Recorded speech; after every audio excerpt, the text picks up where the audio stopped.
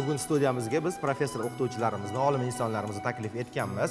Ayni damda suhbatdoshlarimiz Termiz davlat universiteti fakultet dekani, pedagogika fanlari bo'yicha falsafa doktori Nuriddin Ochilov hamda biologiya fanlari bo'yicha falsafa doktori, botanika kafedrasi o'qituvchisi Sherzod Fozilov hamda ustozimiz Nodira Boboyeva, ayni oliygoh o'qituvchisi bugun hamsuhbatlarimiz bo'lishadi. Xush kelibsizlar. Xushvaqt bo'linglar. Hop, bemalol dildan suhbatlashsak, joylashib olsak. Ustoz, marhamat. Nodira opa, Sherzod aka. Dastlab Nuriddin aka bilan suhbatimizni boshlasak, har narsani tarbiyaviy ahamiyati bor-da, bir go'zal xislatlari bo'ladi. Navro'zni sizni tafakkuringizdagi tarbiyaviy ahamiyati nimada? Ma'naviy olamimizga qay darajada bu ijobiy ta'sir ko'rsatadi ustoz? Assalomu alaykum, hurmatli yurtdoshlar. Bugun qadriyatlaring boqiy bo'lsin Navro'z shiori ostida viloyatimizda, respublikamizda juda ko'tarinki ruhda bayram shukuhi. Albatta Navro'z tarixi 3000 yillikka borib taqaladi. Navro'zning ijtimoiy tarbiyaviy ahamiyatiga keladigan bo'lsak, birinchidan Navro'z bayrami davlatchilikning ilk ko'rinishlari o'zida mujassam etadi. Ikkinchidan Navro'z bayrami juda katta hududlarda nishonlanadi. Xitoy davlatlaridan, Xitoydan toki Bolqon davlatlariga qadar hududni egallaydi va bu davlatlar o'rtasidagi o'zaro munosabatlarga yordam beradi. Uchinchidan Navro'z o'zida an'ana va qadriyatlarni mujassam etadi va ushbu an'ana va qadriyatlarni avlodlarimizga yetkazib berishda avlodlar o'rtasidagi muloqot vazifasini o'taydi. To'rtinchidan Navro'zda insoniy fazilatlar, mehr-oqibatlilik, insonparvarlik, bir-biriga muhabbat kabi tushunchalar, ayniqsa yoshlar tarbiyasida ushbu tushunchalar, ushbu fazilatlar shakllanishida xizmat qiladi. Albatta. Endi qo'ng'iroq degan bir detal bor, ya'ni o'sha inson e'tiborini tortadi. Mana endi ustoz bo'lganingiz uchun unga o'xshatishni harakat qilyapman. Ya'ni diqqatimiz agar qo'ng'iroq chalinsa, diqqatimiz tortiladi-da, unga e'tibor beramiz. Ya'ni dam oladigan paytimiz kelibdi yoki nimadir tugayapti deymizda, Navro'zni ham qo'ng'iroqqa o'xshatish mumkin-da. Unutib borayotgan yoki bir odamlar biroz esdan chiqarayotgan qadriyatlarimizni yana bir bora qo'ng'iroq chalib bo'lsa ham eslatyapti-da, to'g'rimi? Misol uchun milliy kuy-qo'shiqlarimiz bugun zamon o'zgaryapti, sun'iy intellekt paydo bo'lyapti, globallashuv juda ham tez sur'atlarda kechyapti. Lekin biz o'z qadriyatlarimizga sodiqligimizni yo'qotayotganimiz yo'q, ustoz, to'g'rimi? Albatta. Navro'z qadriyatlar, albatta bu qadriyatlar bu milliy tarbiya hisoblanadi. Navro'zning ramziy belgilari bor. Bu belgilari, birinchi ramziy belgisi bu Navro'zning milliy taomi hisoblangan sumalak sayli. To'g'ri. Chunki sumalak tayyorlashning o'zining o'sha qadriyat sifatida asrlar o'sha xalqimizga xos bo'lgan xususiyatlari mavjud. Unda insonlar o'rtasidagi mehr-oqibatlilik, insoniylik fazilatlari shakllantiriladi. Keyingi ramziy belgilardan biri bu ko'klam sayli. Mana bugun ham shu viloyatimizda o'tadigan Navro'z bayrami munosabati bilan juda ko'plab sayllar uyushtirilgan. Bu sayllarda bevosita kurash yoki o'sha ko'pkari, bundan tashqari milliy o'yinlar, xalq o'yinlari nishonlanadi. Bu o'z-o'zidan mana shu bizni qadriyatlarimizni avlodlarga yetkazishda, ularni ahamiyatini yoshlarimizga yetkazib berishda muhim ahamiyat kasb etadi. To'g'ri. Asosiysi muhtaram prezidentimizning quyidagi fikrlari mana shu gapingizga juda ham mos tushadi, ustoz, qarang. Davlatimiz rahbari ta'kidlaydilar-da, so'nggi yillarda Navro'z o'zining o'lmas ruhi, umum insoniy g'oyalari bilan bashariyat hayotidan tobora chuqur o'rin egallamoqda deydilar-da. Haqiqatan ham Navro'z bu do'stlik tarannumi bo'lyapti. Navro'z bu qadriyatlar qo'shig'i bo'lyapti. Umuman olganda qarang, Navro'zni xislati kattada, shuning uchun ham Navro'zni yaxshi ko'ramiz.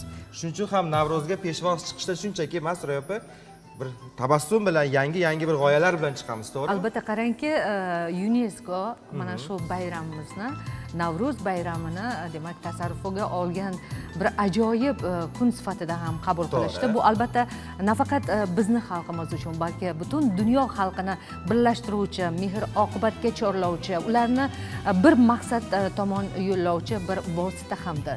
To'g'ri. Endi Navro'zda ayollarimiz ham tinim bilishmaydi, Nodira opa, to'g'rimi? hech pishirilmagan taomlar Navro'zga pishiriladi. Ko'k somsayu ko'k mantilarni bugun bozor rastalarida ko'k mahsulotlarni sotib olayotgan ayollarimiz ko'p tayyorlayotganini ham bilsak bo'ladi-da.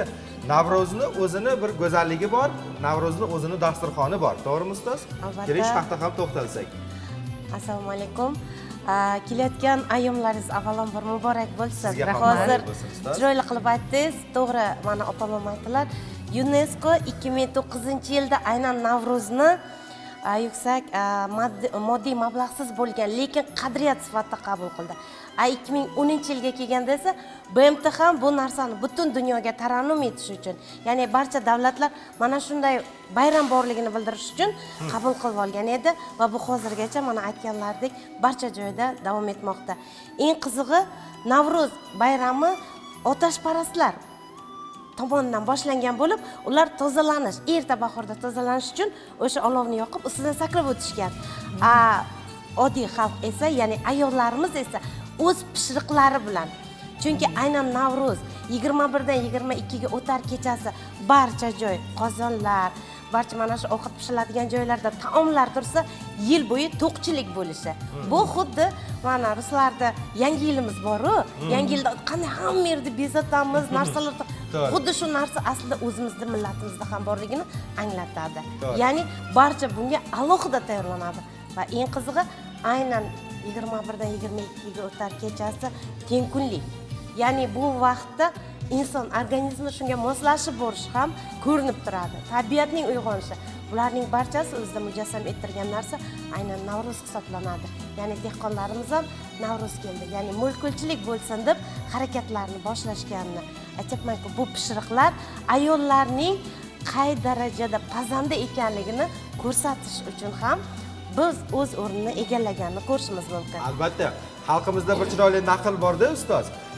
Yaxshi inson ko'zidan, yaxshi yil esa Navro'zidan bilinadi deyishadi. Bu yilgi Navro'zimiz to'g'risi o'zimizni ko'zimizdek quvonib, xursand bo'lib, beg'ubor bo'lib turibdi-da.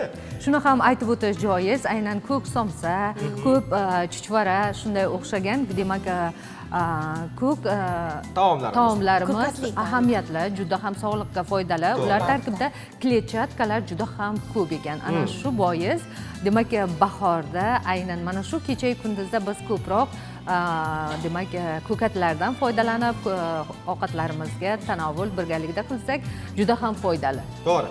Mana shu yerda o'tiribdilar Fozilov, biologiya fanlari bo'yicha falsafa doktori ustoz. Keling, tabiatdagi mana shu o'zgarishlar haqida ilmiy nuqtai nazardan yondashib bir ma'lumot bersangiz.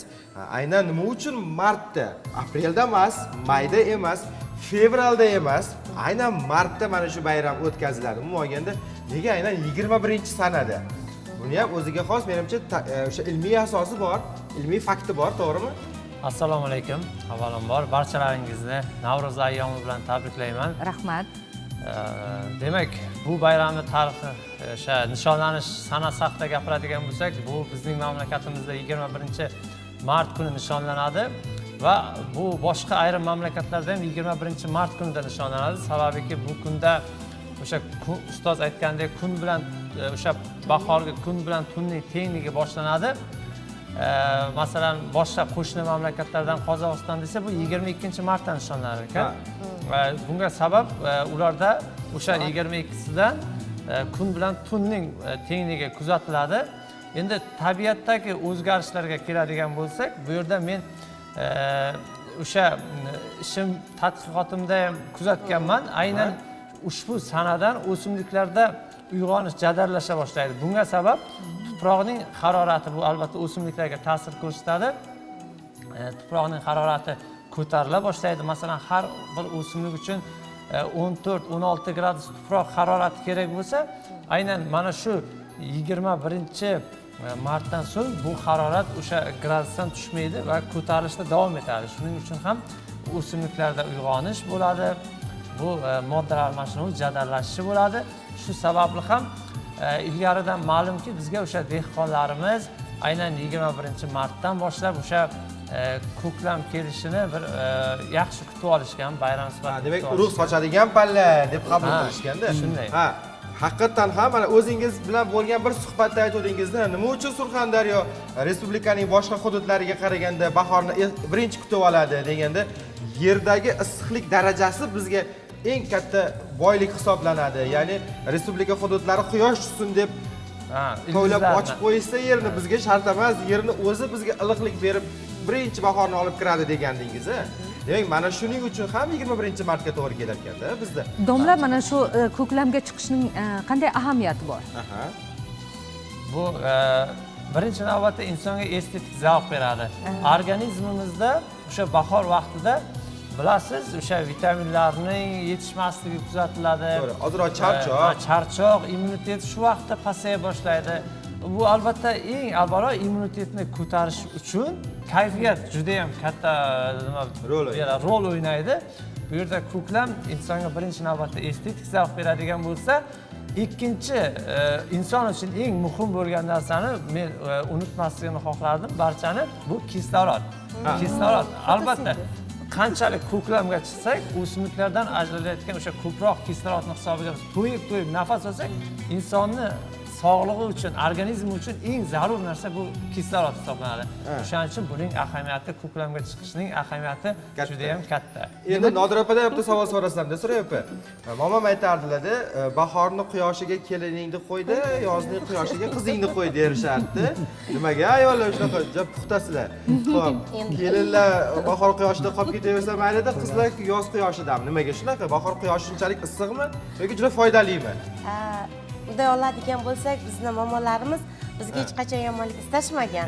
Faqat farqi shundaki, inson organizmi qabul qiladigan nurlarning ko'p qismi bahorda tushadi. Buni to'g'ridan-to'g'ri endi qishdan chiqqan vaqtimizda tasavvur qiling, tikka quyoshda turish. Shuning uchun salgina toblansin, mehnatda charchamasin.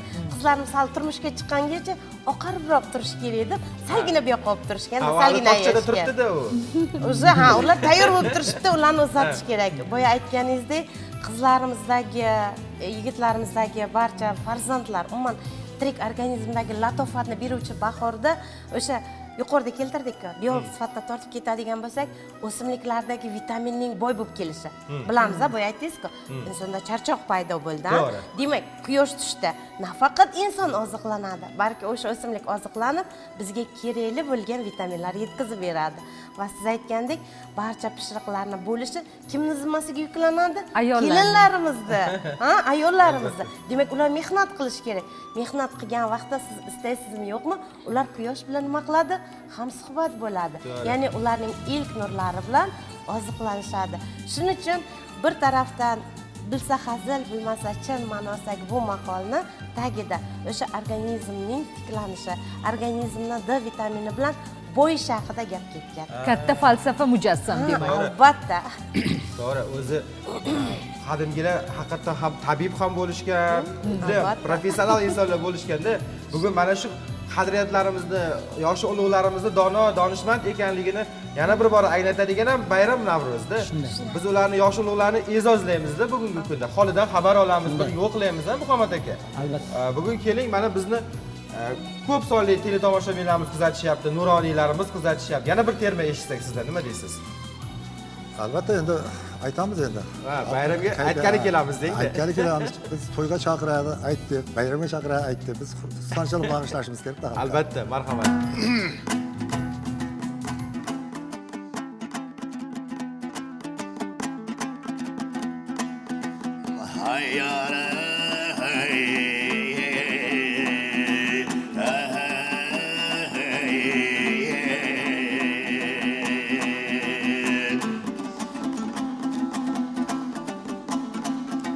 Yurtumuz abad joy bo'lsin, yangiliklarga boy bo'lsin, jo'shib toshib kuylayiga har kim bayram to'y bo'lsin. Rizqi mo'l bo'lsin, ay sumalaklar tolli bo'lsin, kelinlarim o'lli bo'lsin, qo'ylarim to'lli bo'lsin. Vatandaşlar aytayin, Navruzan pullu bo'lsin. Ona yurtum gullasin, yangiliklarda mollasin. Nasib bo'lsa hammamizni Xudoy jonim qo'llasin. hayere Donduramda koş atarım Ay birine kersem biri varım Ey bağışlarım küyleydi ya yurt başımız medet gerey Hayyara cümbaklarım çekildi Ha bağışlardın eyniye Adres onlar pıçıldı Mihmanlar kede yatıra kervan yolu açıldı ya Donduranı çalayıp Kulak salın halayıp Bugün bayram bugün toy Doyum oynam külayık Şunday ana vatanına kadrini bileyik Surxondan ya televizyoniyasiga doim bayramda keleyik Rahmat. Juda ham yaxshi. Albatta. Navruzda ulashing ezgu tilaklar deb bejizga yuqorida bir she'r o'qimadikda, duolar bilan, yaxshi niyatlar bilan, chiroyli tilaklar bilan elda o'zgarish bo'lar ekanda. O'zi har bir so'zda katta kuch bo'ladi, qudrat bo'ladi. Qarangki, bugun baxshimiz aytilgan chiroyli niyatlar bizga ham taalluqli ekan.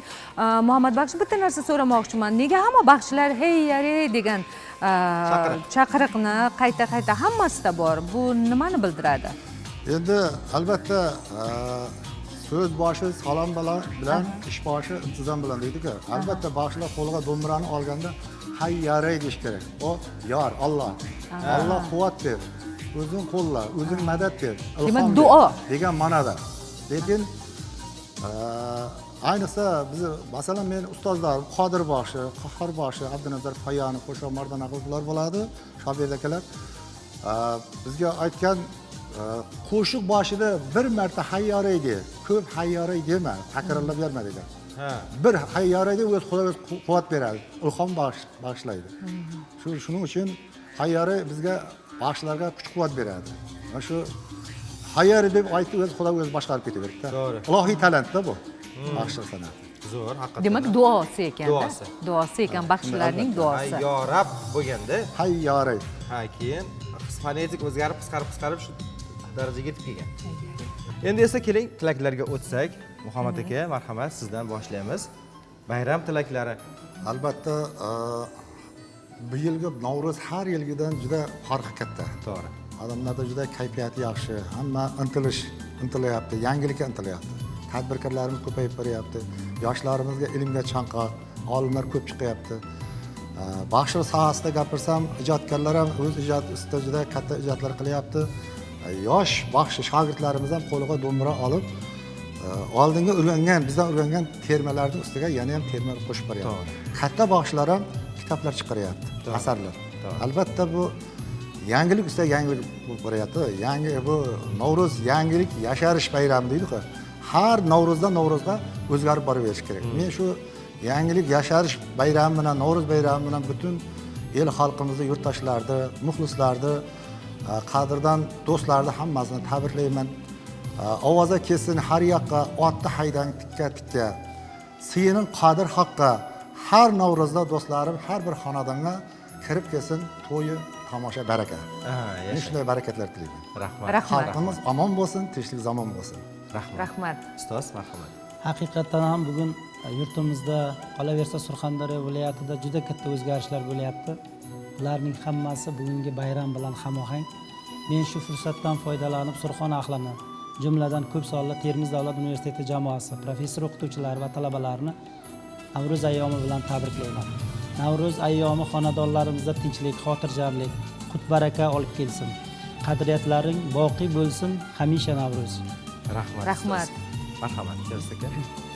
Men ushbu Navro'z ayyomi bilan barcha xalqimizni tabriklayman. Har doim yurtimizda o'zi bayramlar yarashadi. O'sha bayramona kayfiyat ularni xalqimizni tark etmasin. Ularga sog'lik, salomatlik tilayman. O'sha dehqonlarimizning o'sha o'zlari kutayotgan natijalarga erishishini, ilm ahlini esa o'zlari harakat qilayotgan o'sha marralarga erishishini tilab qolaman. Nodir opam, rahmat. Avvalambor bitta so'zni aytib o'tmoqchiman. Bu Navruz fors tojikcha so'zdan olingan bo'lib, yangi kun degani. Demak, har tong ko'z ocharkanmiz, unda albatta yangiliklarga boy bo'lishni istaymiz. Va mana shu narsa inson umrining oxirigacha davom etsin. Ya'ni har bir inson o'zi intilgan niyatiga erishsin va neki qadriyatlarimiz bor, ular yangilanib o'zimizda bardavom bo'lib boraversin. Rahmat. Ya'ni aytganingizdek, qadriyatlarimiz boqiy bo'lsin. Rahmat. Chiroyli tilaklar uchun rahmat. Albatta. Bugungi studiyamizga tashrif buyurganingiz uchun rahmat, tashakkur.